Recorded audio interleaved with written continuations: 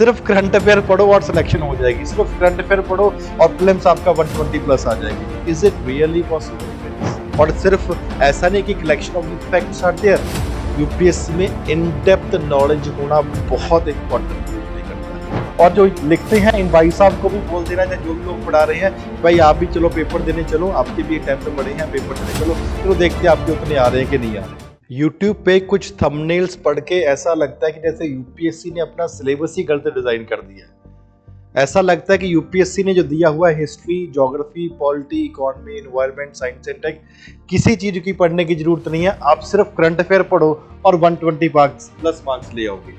जैसा लगता है कि सिर्फ करंट अफेयर पढ़ो, वो भी क्या करंट अफेयर कैसे पढ़ो कि एक कोई टीचर आ रहा है, टीचर भी क्या स्टूडेंट ही आ रहा है, तो वो आके एक आर्टिकल जो इंग्लिश में दिया हुआ उसको अंडरलाइन कर करके उसको इधर साइड पे लिख देते हैं, या फॉर एग्जांपल आप ऐसे लगा लीजिए उसको हिंदी में ट्रांसलेट कर देते हैं, उसी को क्या बोलते हैं सिलेक्शन वाली क्लास।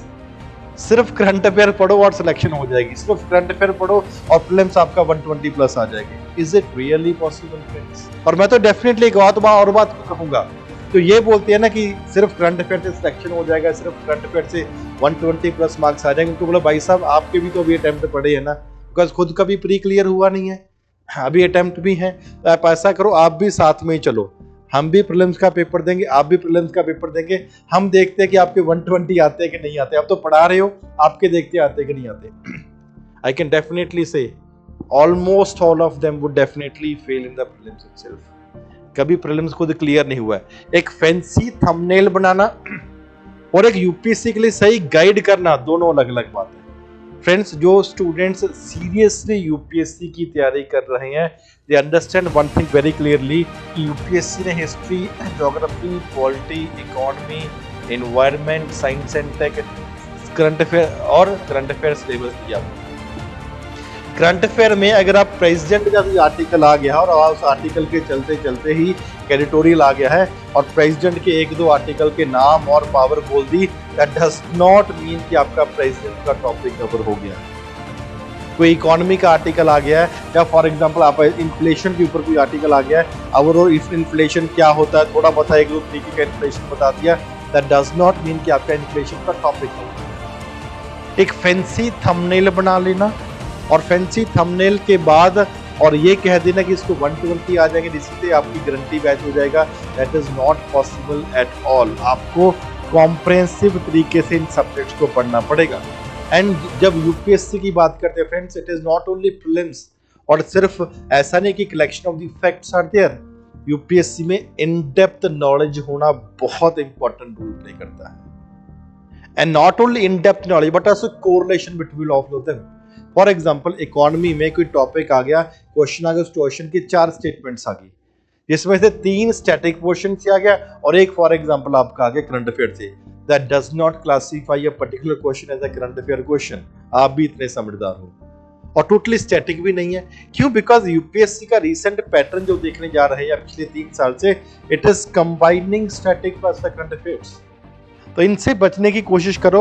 और जो लिखते हैं इन भाई साहब को भी बोल देना चाहिए, जो भी लोग पढ़ा रहे हैं, भाई आप भी चलो पेपर देने चलो, आपके भी अटेम्प्ट पड़े हैं, पेपर देने चलो, चलो देखते हैं आपके उतने आ रहे हैं कि नहीं आ रहे। पहली। दूसरी बात, UPSC require a serious student who not only, सिर्फ प्रीलिम्स तो निकालना नहीं है, who not only have a good in depth knowledge but also how to have a correlation between the subjects also. जैसे हम पेपर 3 की बात करते हैं, पेपर 1 की बात करते हैं, पेपर 1 में भी मेंस में ज्योग्राफी है, पेपर 3 में भी कुछ ज्योग्राफी का क्वेश्चन है। इसको अलग बहुत ही बढ़िया तरीके से इसलिए डिवाइड किया हुआ है because यहाँ पे पेपर 1 में जो ज्योग्राफी वाला क्वेश्चन है और पेपर 3 में ज्योग्राफी वाला क्वेश्चन है, that is more related to economy, environment या डिजास्टर वाली का एस्पेक्ट है। बिकॉज हमें इन सब्जेक्ट्स को सिंगल हैंडेडली डील नहीं कर सकते हैं।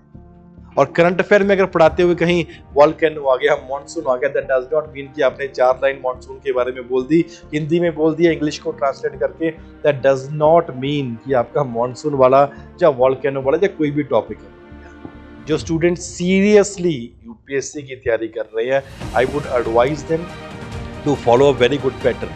पहले आप अपना सिलेबस के टॉपिक्स देखें, उस टॉपिक्स को देखने के बाद जब टॉपिक पढ़ लोगे उसके पीवाईक्यू सॉल्व करें, एंड देन फॉर एग्जांपल अच्छे तरीके से पीवाईक्यू सॉल्व होगी, जहां जहां पे प्रॉब्लम है again come back to the topic. और फिर कोई भी जो भी आपको ठीक लगता है, choose one test series that has been there.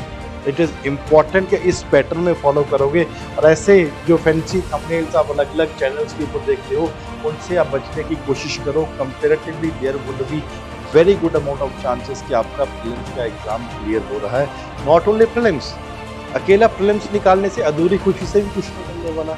It's also equally more important that आपका अगर इन डेप्थ नॉलेज है, आपके माइंड में बहुत क्लैरिटी से अंडरस्टैंडिंग डेवलप हुई या कोरिलेशन डेवलप हुआ है, देन ओनली आपका मेंस और फाइनल इंटरव्यू भी आपको क्लियर करना कंपैरेटिवली आसान हो जाएगा।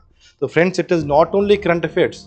और जो स्टूडेंट 2025 में एग्जाम देने वाले हैं, आई वुड एडवाइज देम कि आप ऐसा करो अभी से, अभी तक जो मैगजीन्स में पढ़ते आ रहे हो, प्री प्लस मेंस पढ़ते आ रहे हो, जो अभी इंपॉर्टेंट है कि प्री स्पेसिफिक भी आप साथ में निकालने लग जाओ, so that it becomes easy for you to revise at the last point of time, because काफी कंपाइलेशन ऑफ द फैक्ट्स हो जाता है।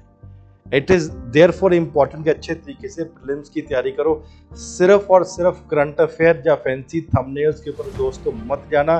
देखना कहीं आपका, जैसे और बहुत सारे लोगों का 1 साल खराब किया, 2 3 4 साल खराब करे हैं, आपका इस साल ये खराब ना करें।